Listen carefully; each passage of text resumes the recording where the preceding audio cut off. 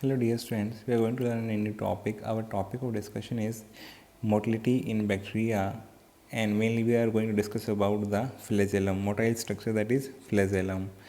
Hello प्यारे बच्चों, इस वीडियो में डिस्कस करने वाले हैं हम मोटिलिटी इन बैक्टीरिया और उसके अंदर स्पेसिफिकली डिस्कस करेंगे हम फ्लैजेलम के बारे में, जो कि कैसा होता है, मोटाइल स्ट्रक्चर होता है। तो इस वीडियो में हमारा डिस्कशन फ्लैजेलम के बारे में होने वाला है। वीडियो को एंड तक देखना, वीडियो बहुत इंपॉर्टेंट होने वाला है, एग्जाम में से क्वेश्चन आए हुए हैं।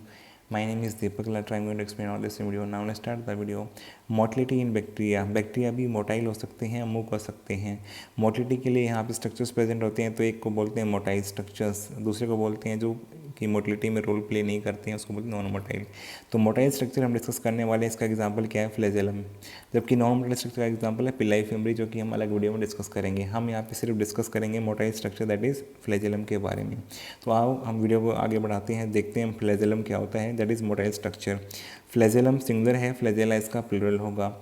मैंने यहाँ पे प्रोकैरियोटिक सेल का स्ट्रक्चर लिया है, सेम हमने जो समझा था वही सेम स्ट्रक्चर लिया है, जो कि सेल एनवेलप की मॉडिफिकेशंस हैं। ये क्या है, सेल एनवेलप की मॉडिफिकेशंस हैं, ये बाहर की तरफ हैं। हमने अंदर की तरफ भी कुछ मॉडिफिकेशन देखी थी, जैसे मेसोसोम और क्रोमेटोफोर, तो वो दोनों अंदर की तरफ थी सेल एनवेलप की मॉडिफिकेशन। ये बाहर की तरफ मॉडिफिकेशन है, जो कि बाहर की तरफ एक्सटेंड हो गया सेल एनवेलप, तो इसके कारण क्या बने, फ्लैजेलम। इस फ्लैजेलम की कैरेक्टरिस्टिक की बात करें तो कैसे होते हैं, थिन होते हैं। ये कैसे होते हैं, थिन नेचर के होते हैं। फिलामेंटस होते हैं, फिलामेंट मानो एक्सटेंड कर गया है बाहर की तरफ, तो मेम्ब्रेन का एक छोटा सा पार्ट बाहर की तरफ फिलामेंट की फॉर्म में एक्सटेंड कर गया है, इन्हीं को क्या बोलते हैं, flagellum. They are thin, filamentous extensions हैं, बाहर की तरफ हैं, एक्स्ट्रा सेलुलर स्पेस की तरफ हैं।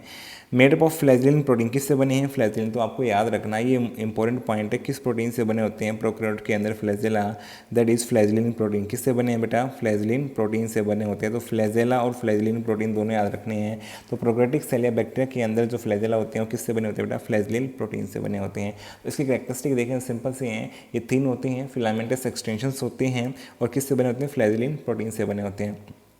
अगर हम इसके स्ट्रक्चर को देखें बेटा, तो आपको तीन पार्ट दिखाई देते हैं। इसमें सबसे बेस में आपको दिखाई देगा बेसल बॉडी, दूसरा पार्ट दिखाई देगा हुक, तीसरा पार्ट होगा फिलामेंट। तो कितने पार्ट से मिलकर बना होता है फ्लैजेलम ऑफ प्रोकैरियोटिक सेल या बैक्टीरिया का, तीन पार्ट। सबसे अंदर की तरफ बेसल बॉडी होगा, दूसरा पार्ट हुक होगा जो बेसल बॉडी और फिलामेंट को जोड़ेगा, और बाहर की तरफ क्या होगा, तो हो सकता है आउटसाइड टू इनसाइड अरेंज करवा लें, आपको तो सीक्वेंस पता होना चाहिए। सबसे बाहर क्या मिलेगा, फिलामेंट, फिर क्या मिलेगा, हुक, और सबसे अंदर क्या मिलेगा, बेसल बॉडी। तो ये सेल मेम्ब्रेन से स्टार्ट होकर के ये सेल मतलब के मॉडिफिकेशन एक्सटेंशन है, जो कि बाहर तक एक्सटेंडेड रहते हैं, इन्हीं को क्या बोलते हैं, फ्लैजेलम। अब देखो हमने स्ट्रक्चर देखा है यहाँ पे, जो है फ्लैजेलम का बैक्टीरिया के अंदर या प्रोकैरियोटिक सेल के अंदर, दोनों के अंदर हमने स्ट्रक्चर बनाया, ग्राम पॉजिटिव और ग्राम नेगेटिव दोनों के अंदर बनाया। देखो दोनों के अंदर यहाँ पे देखोगे पार्ट तीनों सेम है। सबसे बाहर फिलामेंट है, उसके बाद दूसरा पार्ट हुक है, और सबसे नीचे क्या है, बेसल बॉडी है, तीसरा पार्ट, जो कि यहाँ पर भी सबसे बाहर फिलामेंट है, दूसरा पार्ट हुक है, तीसरा पार्ट क्या है, बेसल बॉडी, जो कि रोड लाइक स्ट्रक्चर है। तो यहाँ पे हम बाहर से चलते हैं, देखो फिलामेंट के बारे में पढ़ते हैं। फिलामेंट क्या लॉन्गेस्ट पार्ट है, इन तीनों में सबसे लॉन्गेस्ट पार्ट कौन सा होता है, फिलामेंट होता है। कौन सा रहेगा, फिलामेंट रहेगा, जो कि एक्सटेंड करता है फ्रॉम द सरफेस, सरफेस से बाहर की तरफ जाता है। आपको पता है फिलामेंट यहाँ से शुरू होगा और बाहर की तरफ जाएगा, यहाँ पे एक्सटेंड करेगा, तो ये एक्सटेंड फ्रॉम द सरफेस, तो ये बाहर की तरफ एक्सटेंड हो रहा है फिलामेंट। तो ये लॉन्गेस्ट पार्ट है और बाहर की तरफ एक्सटेंड करने का काम करता है फिलामेंट। तो इसमें से क्वेश्चन आ चुका है, लॉन्गेस्ट पार्ट कौन सा होता है, फिलामेंट होता है। दूसरा पार्ट जो फिलामेंट और बेसल बॉडी को जोड़ेगा उसे क्या बोलते हैं बेटा, हुक। तो यहाँ पर भी फिलामेंट और बेसल बॉडी को जोड़ने वाला पार्ट क्या कहलाता है, हुक। तो दोनों के अंदर हुक कहलाएगा। फिर तीसरा पार्ट आता है बेटा, यहाँ पे सेल एनवेलप के अंदर पेप्टिडोग्लाइकन, जो कि सेल वॉल है यहाँ पे, जिससे बनी होती है, पेप्टिडोग्लाइकन से सेल वॉल बनी रहती है। तो इसके अंदर बेसल बॉडी प्रेजेंट है, बेसल बॉडी सेल मेम्ब्रेन तक रहती है बेटा, और यहाँ पे रिंग प्रेजेंट रहती है प्लाज्मा मेम्ब्रेन या सेल मेम्ब्रेन के अंदर, जो कि एस और एम रिंग। तो सेल मेम्ब्रेन में यहाँ पे या प्लाज्मा मेम्ब्रेन में दो रिंग मिलती हैं, एस रिंग और एम रिंग। तो हम डिफरेंस में ही पढ़ा था, ग्राम पॉजिटिव ग्राम नेगेटिव में, ग्राम पॉजिटिव में केवल दो ही रिंग मिलती है, कौन सी, एस और एम, और वो भी कहाँ होती है, प्लाज्मा मेम्ब्रेन के अंदर। पेप्टिडोग्लाइकन में क्यों नहीं है, क्योंकि पेप्टिडोग्लाइकन की थिकनेस बहुत ज़्यादा है, आपने पढ़ा थिकनेस 70 to 80 नैनोमीटर है, जो कि बहुत ज़्यादा है। तो इसमें रिंग बनाने की जरूरत नहीं है, ऑलरेडी इसको टाइटली होल्ड करके रखेगा, इतनी थिकनेस है यहाँ पे पेप्टिडोग्लाइकन सेल वॉल की, ग्राम पॉजिटिव के अंदर। फिर हम देखते हैं ग्राम नेगेटिव। तो ग्राम नेगेटिव में देखेंगे तो बेसल बॉडी में यहाँ पे एक रिंग दिखाई देगी, एल रिंग, जो कि लिपोपॉलीसेकेराइड लेयर, सेल वॉल दो लेयर में होती है ग्राम नेगेटिव के अंदर, जैसा कि डिस्कस हो चुका है पहले ही। आउटर लेयर को लिपोपॉलीसेकेराइड बोलते हैं, और दूसरी सेल वॉल की लेयर इनर की तरफ होती है, जो मेम्ब्रेन की तरफ होती है, उसको बोलते हैं पेप्टिडोग्लाइकन। तो एल रिंग क्या है बेटा, लिपोपॉलीसेकेराइड रिंग। पी रिंग क्या है, जो पेप्टिडोग्लाइकन में मिलने वाली रिंग है, जो कि सेल वॉल की लेयर है। तो P ring P for peptidoglycan, L for lipopolysaccharide ring, तो 2 रिंग और एक्स्ट्रा आ गई, क्योंकि आपको पता है प्लाज्मा मेम्ब्रेन में S और M रिंग तो मिलती ही है, तो प्लाज्मा मेम्ब्रेन में 2 रिंग S और M तो ग्राम पॉजिटिव में भी थी, लेकिन ग्राम नेगेटिव में L रिंग और P रिंग 2 एक्स्ट्रा आ गई। तो कौन सी डिफरेंस हुआ, L और P रिंग एक्स्ट्रा मिलती है ग्राम नेगेटिव में as compared to gram positive. तो ये हमारी सेल वॉल है जो कि डबल लेयर में प्रेजेंट है, लिपोपॉलीसेकेराइड और पेप्टिडोग्लाइकन 2 लेयर में प्रेजेंट है, जिसमें बाहर की तरफ लिपोपॉलीसेकेराइड होता है और अंदर पेप्टिडोग्लाइकन।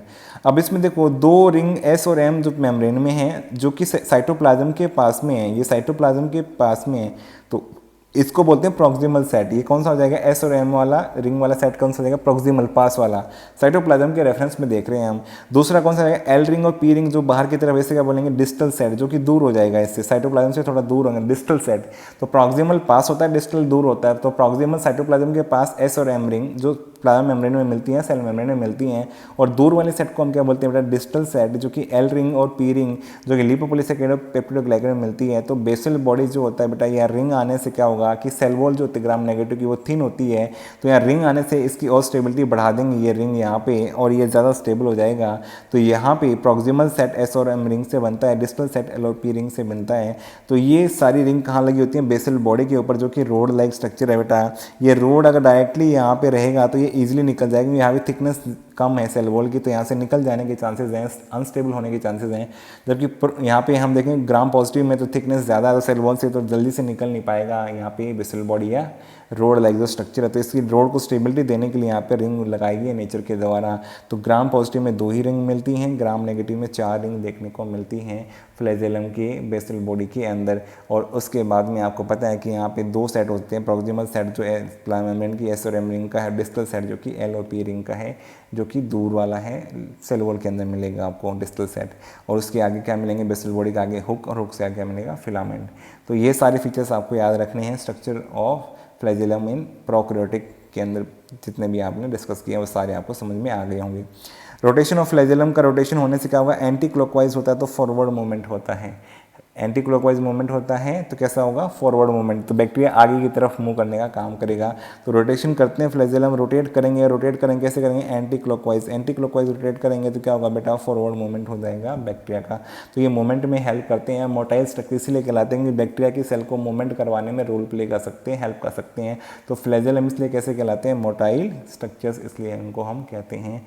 तो यहाँ हमने स्ट्रक्चर ऑफ फ्लैजेलम देखा है प्रोकैरियोट्स के अंदर या बैक्टीरिया के अंदर। तो उसके अंदर हमने देखा कि डिफरेंट पार्ट्स मिलते हैं, और सब इनमें डिफरेंट पार्ट्स में बाहर की तरफ फिलामेंट है, बीच वाला पार्ट हुक है, और तीसरा पार्ट कौन सा है बेटा, बेसल बॉडी। 3 पार्ट्स में हमने इसको डिवाइड किया है मेनली। तो यहाँ 3 पार्ट्स में डिवाइड करके प्रोकैरियोटिक फ्लैजेला को हम स्टडी कर सकते हैं। आई होप आपको सारी बातें समझ में आ गई होंगी जो हमने डिस्कस किया है। अगर आपको वीडियो अच्छा लगा तो वीडियो को लाइक करो, कमेंट करो, चैनल पर नए हो चैनल को सब्सक्राइब करो, अपने फ्रेंड्स के साथ शेयर करो। Thank you for watching the video.